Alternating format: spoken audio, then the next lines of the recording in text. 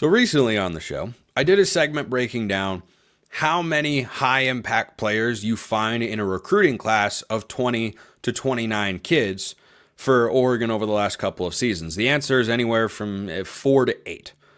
And other guys can make a modest impact, show up here or there, but you're trying to kind of sift through and figure out which guys are going to translate, which guys are going to pop. And this question came in from Darius P257, who wants to know, how does it look with the transfer portal guys? I think that's a great question, Darius. And if you want to submit a question, drop it in the YouTube comments below, hit me up on Twitter, or become a Locked On Ducks insider. You get priority mailbag access and a bunch of other perks as well. That link in the description below. You can get a free 14-day trial. So here's how it goes down. Oregon's had 3 transfer portal classes. I'm not counting 2025 yet since they haven't taken the field. So in 2022, Oregon brought in 10 transfers. 7 of them were guys I'd consider to be high-impact players. The guys who weren't: Caleb Chapman, wide receiver from Texas A&M, I believe only logged fewer than 5 snaps. Adam Berry and Andrew Boyle, who were both specialists, and Boyle, of course, was on the team this past year, was Oregon's long kicker, but neither guy was a huge factor when it came to Oregon winning football games on a weekly basis. So 10 transfers, 7 high-impact guys. 2023, 16 total transfers, 10 of them were high-impact guys. They brought in a long snapper in Colson Brunner, who appeared in 2 games. Nishad Strother came over but was hurt, so he didn't play. Junior Anguilau also had an injury concern but never saw the field consistently. Connor Soley came over from Arizona State and was mostly a special teams guy. Casey Kelly was the number 3 tight end. And Caden Ludwig is a guy who I can't remember a play that he actually made for the Ducks. I'm sure he got on the field here and there, but he came over from Colorado, did not make an impact there. So 16 transfers, 10 high-impact guys. 2024, you had 14 transfers come over. 8 of them were high-impact players, guys like Dylan Gabriel or Kobe Savage or Evan Stewart, or you can keep going down the list. The guys who were not high impact for the season: Matthew Bedford, Jay Harris, Cam Alexander, Cruz Rushing, Elijah's brother, Peyton Woodyard, who was technically a transfer, technically a high school recruit. He transferred as a true freshman. College football is weird. And then Dante Moore, of course. None of those guys were contributing to Oregon in a significant way this year. So that's 3 seasons where, and some of those guys played multiple years, right? Like Strother was not a high impact guy in 23, obviously a hugely impactful guy in 2024. But that's 7 to 10 players over a 3-year average. To be exact, 8.3 on average. Why don't we round that down and say 8, since you can't really have a third of a player out there on the football field. And when you hear discussions about how many transfers Oregon brings in, it's just all transferring, it's just this and whatnot. Guys who come in and make an impact right away, 8 on average. Everything else has been high school players. Now, some of those guys, again, have played for multiple seasons, right? Bucky came over in 2022, and he was a big impact player in 2023 as well. But you're still looking at a number that doesn't comprise a 22-man roster plus rotational players. You need 30 or so guys that can be quality starters, high impact players for the Ducks year in, year out. It's not all coming through the transfer portal. So Oregon has currently added 9 transfer portal players in the class of 2025, many of whom I expect to be high impact. Mekhi Hughes, the running back from Tulane, yeah, that's probably Oregon's leading rusher next year. Probably. Most likely there. Then there's a guy like Malik Benson, the wide receiver who comes over from Florida State. I could see him getting beat out by other guys on the depth chart. I could also see him being a veteran who is waiting for the opportunity to actually be properly supported by, having a big role in the offense that is actually a capable offense. I mean, he was going to be a big impact guy at Florida State, but they couldn't throw the football.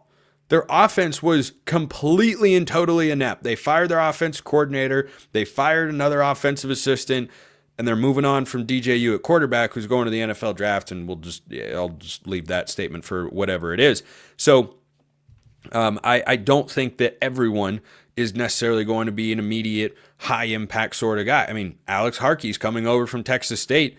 On paper, it looks like he might be one of the tackle starters. Maybe Janoris Wilson is better.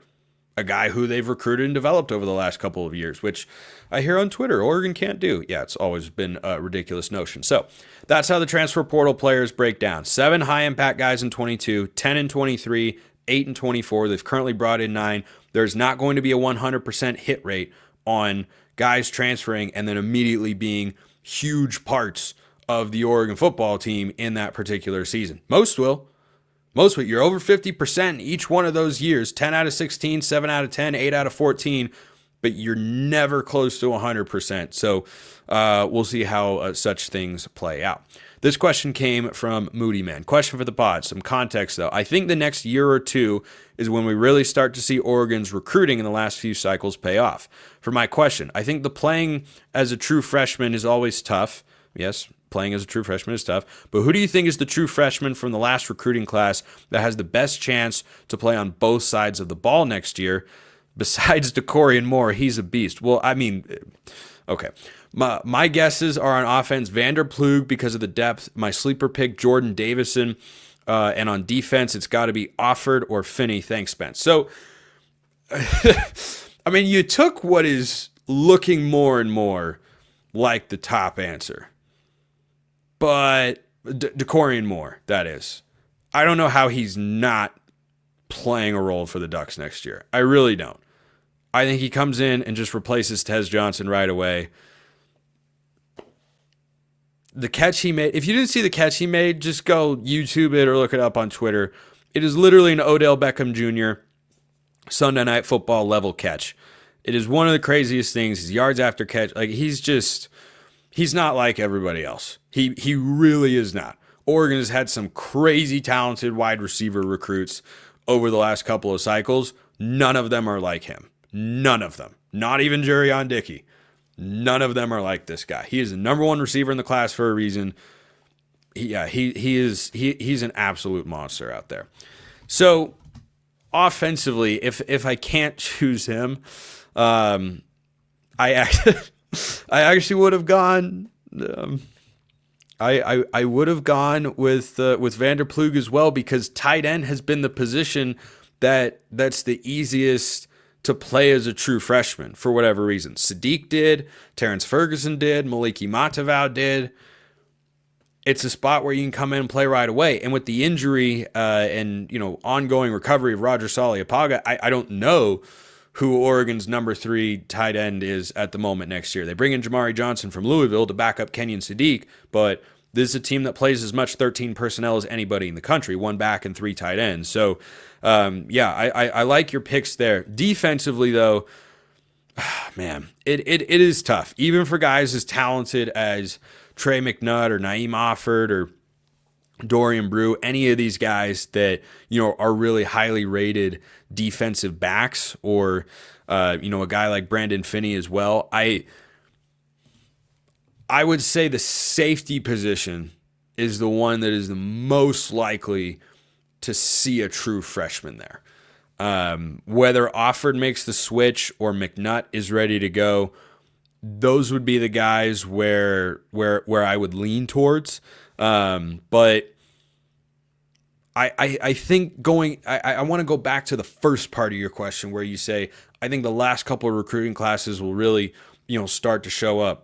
I fully agree, because Oregon has had players from the past recruiting classes transfer out. That's completely normal. They still haven't had a starter transfer away in Lanning's 3 years, which is something he's proud of. He should be. That's a pretty darn solid feat, and not every place has been able to say that. I mean, Georgia just had their starting quarterback transfer to Miami, for goodness sake. So it's not, no, there were off-field considerations there as well. But still, I look at what Oregon's done the last couple of classes. I think you're going to see a lot of new faces that have been waiting their turn. Not exclusively, because some guys, they might be deprived of an opportunity to play because they brought in a transfer at that particular position. But end of the day, I wonder if Dalen Austin doesn't have a bigger role if the legal situation gets sorted out. Or Roderick Pleasant, maybe he's a guy that slides into that nickel position and rotates in there, and maybe they like Theron Johnson on the outside, maybe they don't. I don't know. There are a lot of options there in the second year. I think the linebacker position is one where you're going to see at least one, if not two, young guys that have not seen a big role before play a significant role next year. Jerry Mixon, Braden Platt, Kamar Mathuti, Dylan Williams. Somebody in that room is going to be the number 3 linebacker. And we saw 4, really 3.5. Jacobs had a reduced role at the end of the year, but he was still there. Someone's going to be in that spot. Defensive line, same sort of thing. So I'm more on the 23 and 24 classes will have names that'll pop up and become key players more than we'll see a bunch of true freshmen, take the field here in 2025.